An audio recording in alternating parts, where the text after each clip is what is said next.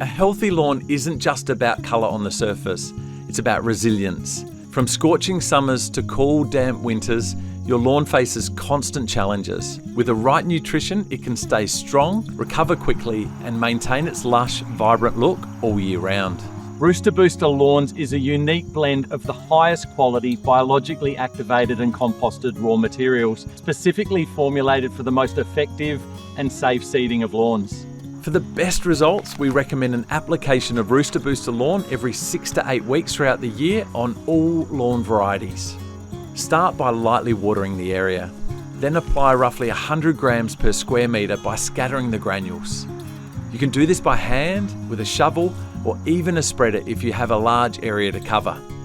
To finish, give it a good water to help the granules move deeper into the canopy of the lawn and closer to the soil.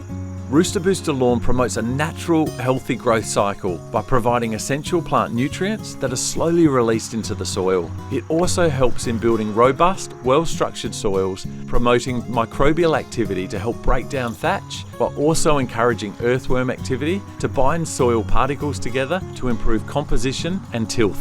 For more information, visit the Nutrog website or call into your local garden centre to shop the Nutrog range.